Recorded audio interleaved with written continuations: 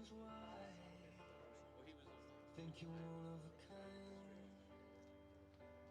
Here's to you, the one that always pulls us through. Always do what you gotta do. You're one of a kind. Thank God you're mine. You're an angel dressed in armor. You're the fear in every fight. You're my life and my safe harbor, where the sun sets every night. And if my love is blind, I don't wanna see the light. It's your beauty that betrays you. Your smile gives you away. 'Cause you're made of strength and mercy, and my soul is yours to save. I know this much is true. When my world was dark and blue, I know the only one who rescued me was you. Close your eyes and let me tell you all the reasons why. You're never gonna have to cry, because you're one of a kind. Yeah, here's to you, the one that always pulls us through. You always do what you gotta do, baby, because you're one of a kind.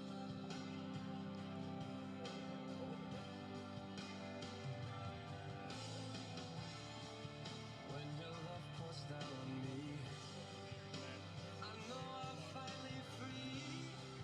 So I tell you gratefully,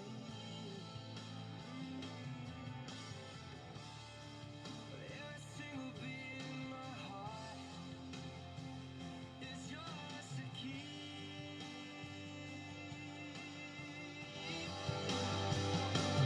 Close your eyes, let me tell you all the reasons why, baby. You're never gonna have to cry, baby, because you're one of a kind. Yeah, here's to you. You're the one that always pulls us through. You always do what you gotta do, baby, because you're one of a kind.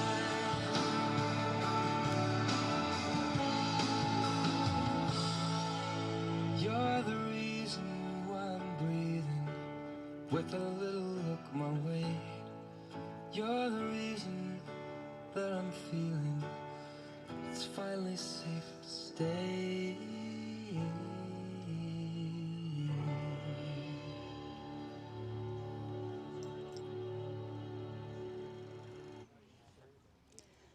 Hello and welcome, everyone. It's always a reverent time when we come and gather at the coffin that bears someone who we love and who we will miss. And today I welcome you as you gather together to say goodbye to Kath.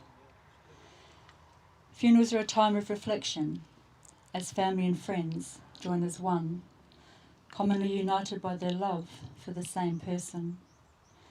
They're an opportunity to say goodbye with respect and dignity, whilst expressing our deepest feelings of love and affection. I know it was only 2 years ago that many of you gathered here as we said goodbye to dear Pod, and I'm very mindful that quite often when we attend a funeral service, it can reopen past hurts and past wounds. So I hope that today you can find some peace and comfort in your core beliefs as you remember those you have lost with love. For those of you who I've not met, my name is Beck and I'm a funeral celebrant with Rosedale Funerals. And on behalf of Debbie, David, Philip and Adrian, and of course their families, I welcome you and I thank you for not only coming to remember and celebrate the life of their mother, Nan and great Nan, but also for the support and the kindness that you have extended to them as a family at this time. I also acknowledge Kath's younger sister Helen, who is here with us today. All of you who are here are amongst the people who know and love Kath most, and whom she loves and holds dear to. But I'm also mindful of family members, Philip's sister Kath and her husband John, and other friends and family who are not able to be here in person, but whose thoughts are all centred here with you at this time. Although we are all commonly united because of Kath, we all had different relationships with her, and so her passing will mean different things to each of us. The author, Lucy Maud Montgomery, wrote that nothing is really lost to us as long as we remember it. We don't lose the people that we love, not even to death. Kath will continue to participate in many acts, thoughts and decisions that you make. Her love leaves an indelible imprint on your memories, and you can find comfort in knowing that your lives have been enriched by having shared in her love. The poet Khalil Gibran wrote, "When you were sorrowful, look again into your heart, and you shall see that in truth you are weeping for that which has been your delight." The grief that comes with the loss of a loved one is a very personal thing, and there really is not anything that you can do to prepare yourself for the bereavement that follows. There's no denying that it's because of the love that you feel for Kath that you hurt, but it was also she who brought such love and happiness. We've all come together from different places, and we're all at different stages in our own journeys of life. Our paths are varied, and we look at life in different ways. So too we have different thoughts about death and dying and grief. An unknown soldier of the great war penned, "Perhaps passing through the gates of death is like passing quietly through the gate in a pasture fence. On the other side, you keep walking without the need to look back. No shock, no drama, just the lifting of a plank or two in a simple wooden gate. Neither pain, nor floods of light, nor great voices, just a gentle sigh and the silent crossing of a beautiful meadow." I personally do not believe that life begins with birth, and nor that it ends with death. I think our limited perspective could be enlarged if we were to witness the reunion on the other side of the veil, when the doors of death as we know them open to those returning home. We're all commonly united through the miracle of birth, and we will celebrate and pass through many experiences of this life as we prepare for that which is still to come. There's a beautiful verse penned by Henry Scott Holland, and it speaks of those who have gone ahead as only being in another room. "I've only slipped away into the next room. I am I, and you are you. Whatever we were to each other, we still are. Speak to me in the old familiar way that you always did. Put no difference into your tone, and wear no forced air of solemnity, nor of sorrow. Laugh, as we always laughed at the little jokes that we enjoyed together. Play, smile, think of me, and talk to me. Let my name be forever the household word that it always was. Let it be spoken without an effort, and without the ghost of a shadow on it. Life means all that it ever meant. It's the same as it always was. I'm just waiting for you for an interval, somewhere very near, just around the corner. All is well. Nothing is past, and nothing is lost. One brief moment, and all will be as it was before. And then, how we shall laugh at the trouble of parting when we meet again. What we leave behind is not what is engraved on monuments of stone, but what is etched into the memories and the hearts of others, and in the stories that are shared about us. Kathleen Annette, Kath, was born on the 2nd of August 1938. She was the second child to John, Jack, and Evelyn May Kenny. She had two sisters, Patricia, known as Pat, and Helen. They lived in Bertha Street, which is now part of the car park at the Park Hotel, and Kath went to the Mount Gambier State School with her neighbour and friend Val Ford. Val and Kath had a good childhood together. They would play in Vanciter Park, which was bigger in those days, where now a third of the green is now the bowling club.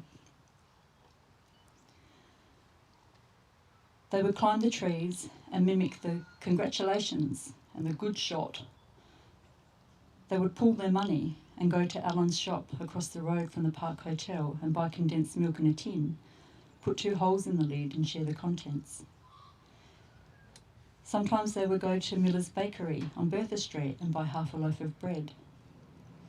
If the Kenny girls were sent to the bakery by their parents, the bread came home with holes in it, where they had pinched bits out on the way home.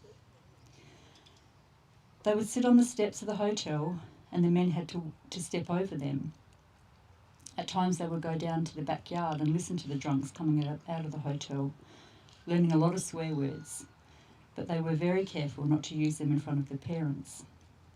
They would often watch the fights that would unfold. On completion of grade 7, in those Christmas holidays, Kath got a job at G.J. Cole's variety store at the age of 14. She then went on to work at Balderston's, the Palace, the Globe, the Park Hotel, and then the Bistro Restaurant Cafe. Kath met Philip O'Donnell at a dance, and they married in April of 1960. They had 4 children, Debbie, David, Philip and Adrian. When the kids all went to school, Kath started work as a cook at the Mount Gambier Childcare Centre in the Church Hall in Elizabeth Street, which later moved to Darrington Street into a purpose-built facility for the childcare. For 20 years she worked there and was lovingly known as Kathy the Cook by the staff, parents and children alike until her retirement in 1994. Upon retirement, Philip and Kath moved back to the shack at Cape Douglas and lived there for many years until Pod's health forced them to move back to the Mount in 2016. As Pod's health declined, Kath continued to care for him until his passing in 2020. The grief from losing Pod took its toll on Kath's own health, and although every effort was made by her family to care for her at home, the time came for her to go into hospital.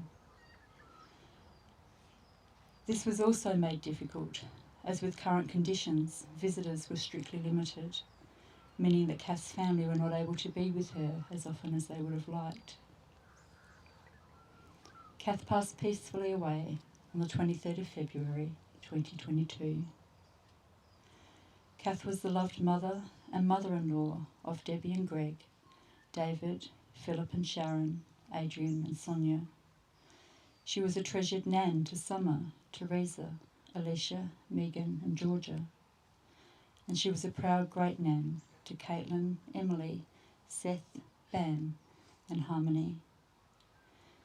She was also a sister-in-law, an auntie, a cousin, and she was a friend. And we can take comfort that she is now reunited with her parents, with her sister Pat, and with her beloved husband Philip. All of you who are here would have your own treasured stories of time shared with Kath, and following the service you're invited to gather together at the Blue Lake Bar and Bistro for some refreshments and the opportunity to share your memories with each other. Sometimes we sigh a little in the memory of someone who we miss. Sometimes it only takes a single photo or a song to bring back 1,000 memories that may otherwise be gone. Sometimes it's not the music that makes us emotional, but the memories and the places that come to mind when we hear it. We're going to take a few moments now and listen to the beautiful and comforting words of Sarah McLaughlin's song, Angel.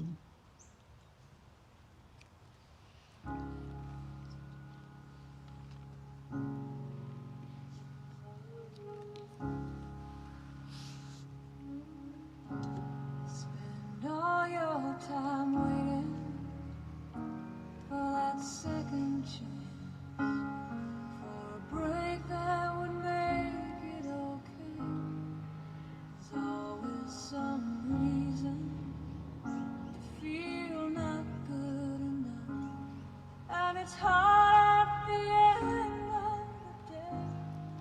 I need some distraction. Oh, police never receipt from my veins. It may be empty, or weightless, and maybe I'll find some peace tonight in the arms of the angel. Fly away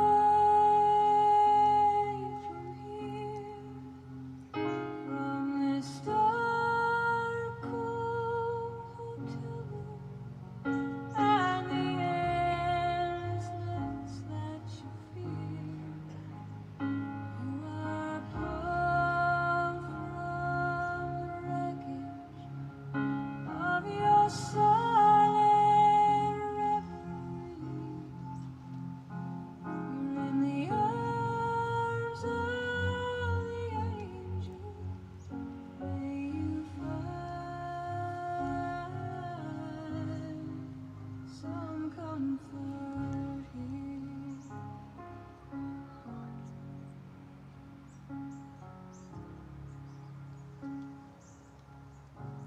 So tired of the straight line, and everywhere you turn, there's vultures and thieves at your back. Storm keeps on twisting. Keep on building the lies that you make up for all that you lack. It don't make no difference. Escape one last time. It's easier to believe in this sweet madness, all this glorious sadness that brings me to my knees. In the arms of the angel, fly away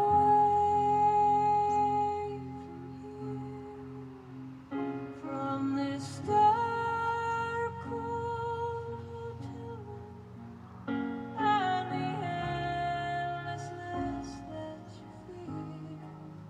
You are pulled from the wreckage of your silent reverie. In the arms of the angel, may you find some comfort here. You're in the arms of the angel. May you find some comfort here.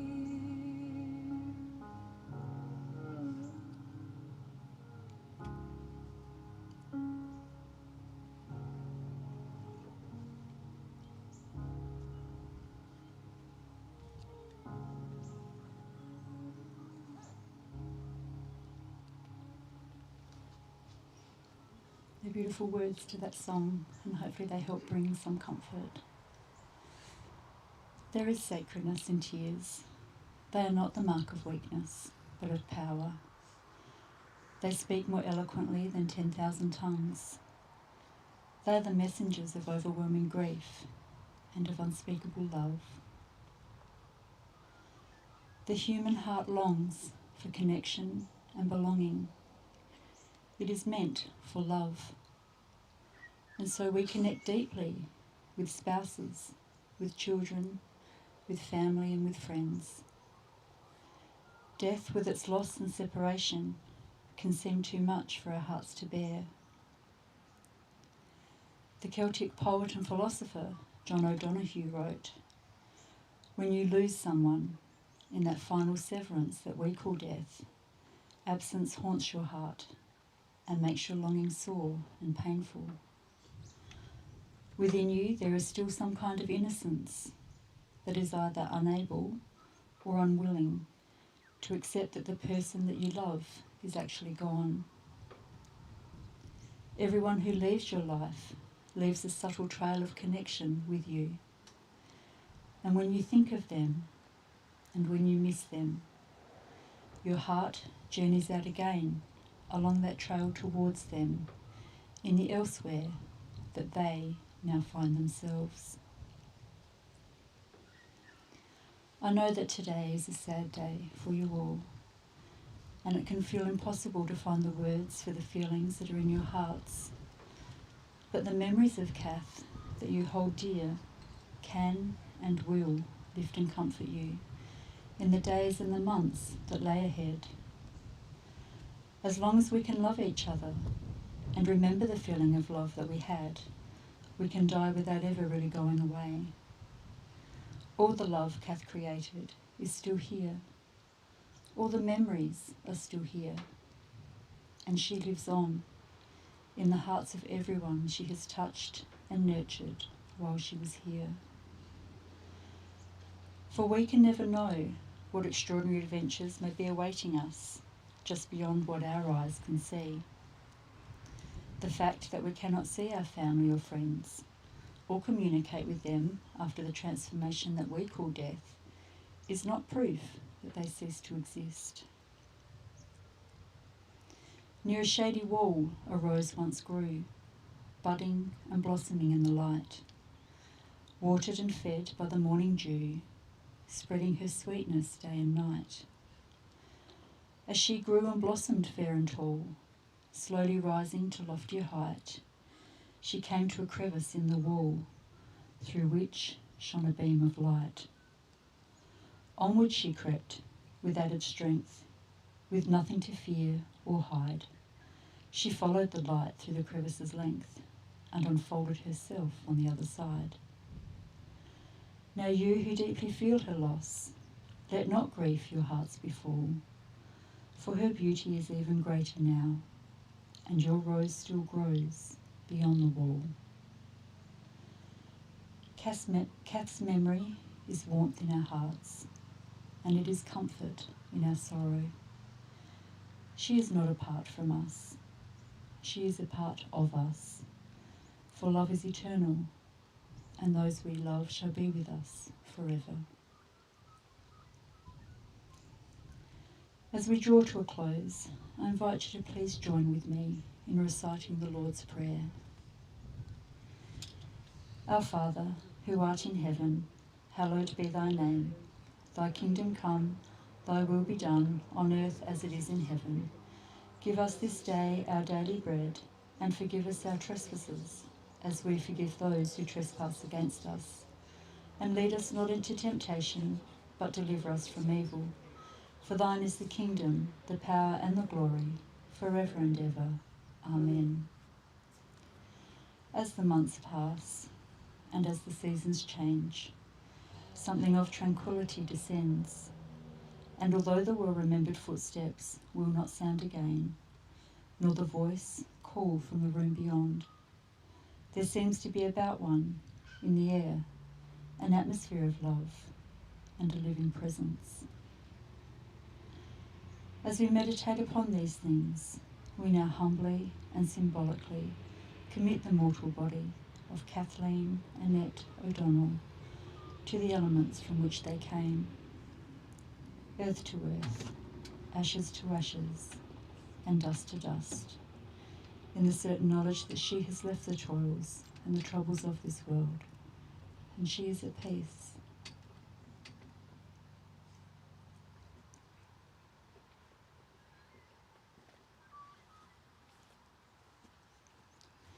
As you hold Kath in your hearts and in your memories from this day forward, as you remember her strengths and her attributes, as she lived her life with hope, happiness and love, through the good times as well as the bad, honour her memory by treating your family and friends the way that she did, with a gentle, caring heart, moving through life with a sense of humour, and with a resolve to face tomorrow with a positive determination to always cherish your memories of Kath until you see her again. On behalf of Kath's family, I thank you for your attendance here today. You're invited to come forward and say your goodbyes to Kath following the immediate family.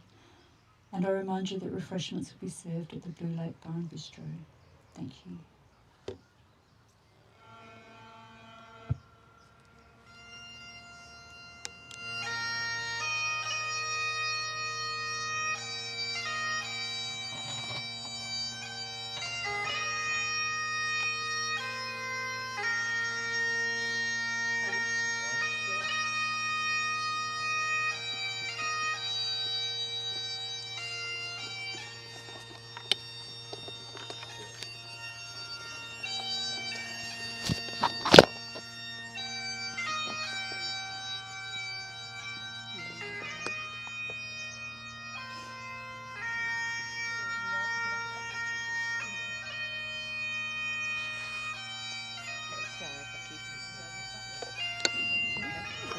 Oh, you're welcome.